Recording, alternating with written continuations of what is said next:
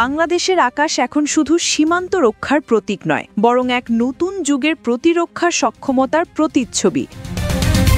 একসময় পুরনো যুদ্ধবিমান আর সীমিত প্রযুক্তির ওপর নির্ভরশীল যে বাহিনী দেশের আকাশসীমা রক্ষা করত, আজ সেই বাহিনী রূপ নিচ্ছে একটি আধুনিক প্রযুক্তি নির্ভর শক্তিতে। সরকারের দীর্ঘমেয়াদী পরিকল্পনা ফোর্সেস গোল 2030 এর আওতায় বাংলাদেশ বিমান বাহিনী BAF ধাপে ধাপে নিজেদের পুনর্গঠন করছে, যাতে ভবিষ্যতের আকাশ যুদ্ধে তারা সমান তালে প্রতিদ্বন্দ্বিতা করতে পারে। অর্থনৈতিক উন্নয়নের সঙ্গে সঙ্গে 2025-26 অর্থবছরকে বিমান বাহিনীর জন্য এক গুরুত্বপূর্ণ সময় হিসেবে দেখা হচ্ছে। এই সময়ে বাস্তবায়িত হতে পারে কয়েকটি আন্তর্জাতিক প্রতিরক্ষা ক্রয় চুক্তি, যা বাংলাদেশের আকাশ প্রতিরক্ষা ব্যবস্থাকে সম্পূর্ণ নতুন উচ্চতায় নিয়ে যাবে। জাতীয় দৈনিক কালের কণ্ঠ ও আন্তর্জাতিক প্রতিরক্ষা সংবাদ মাধ্যম ডিফেন্স সিকিউরিটি এশিয়া ও অ্যানাডোলো এজেন্সির প্রতিবেদন অনুযায়ী বাংলাদেশ বিমান বাহিনী বর্তমানে কয়েকটি উন্নত যুদ্ধবিমান ক্রয়ের আলোচনায় আছে। এর মধ্যে রয়েছে ইতালির ইউরোফাইটার টাইফুন, চীনের J-10C, পাকিস্তানের JF-17 থান্ডার এবং তুরস্কের T-129A আটাক হেলিকপ্টার। একটি 12 সদস্যের আন্তঃমন্ত্রণালয় কমিটি ইতোমধ্যেই এই প্রকল্পগুলির আর্থিক ও প্রযুক্তিগত মূল্যায়ন করছে।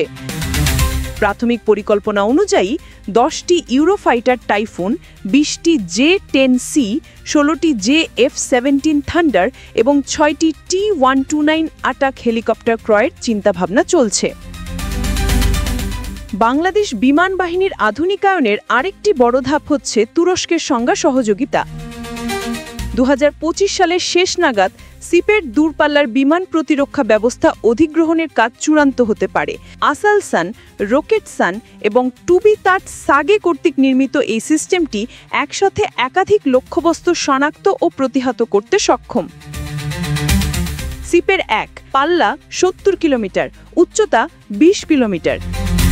সিপের 2 পাল্লা 150 কিলোমিটার, উচ্চতা 30 কিলোমিটার। এই missile system UAV, cruise missile, যুদ্ধবিমান ও হেলিকপ্টার প্রতিহত করতে পারে এবং 360 ডিগ্রি কাভারেজ প্রদান করে। এটি কার্যকর হলে বাংলাদেশ পুরো জাতীয় আকাশসীমা নিজস্বভাবে রক্ষা করতে পারবে, যা ফোর্সেস গোল 2030-এর অন্যতম লক্ষ্য। এই সম্ভাব্য ক্রয় ও প্রতিরক্ষা সহযোগিতাগুলি বাস্তবায়িত হলে বাংলাদেশ দক্ষিণ এশিয়ার সেই অল্প কয়েকটি দেশের তালিকায় যুক্ত হবে যাদের হাতে থাকবে আধুনিক চতুর্থ প্রজন্মের এবং আংশিক পঞ্চম প্রজন্মের যুদ্ধবিমান।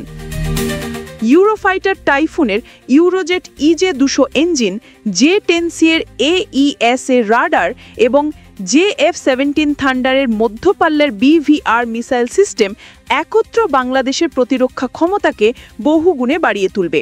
অন্যদিকে তুরস্কের T-129 অ্যাটাক হেলিকপ্টার যোগ হলে স্থলবাহিনীর সঙ্গে যৌথ অভিযানে আরও কার্যকর এয়ার সাপোর্ট সম্ভব হবে।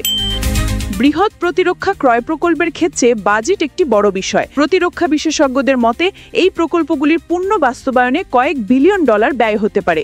এজন্য বাংলাদেশ অর্থনৈতিক পরিকল্পনা কমিশনের মাধ্যমে ধাপে ধাপে অর্থ বরাদ্দ দেবে। সবচেয়ে সম্ভাব্যময় দুটি প্রকল্প হল J-10C ও আটাক হেলিকপ্টার, কারণ এই দুটি বিষয়ে আলোচনায় বাস্তব অগ্রগতি হয়েছে।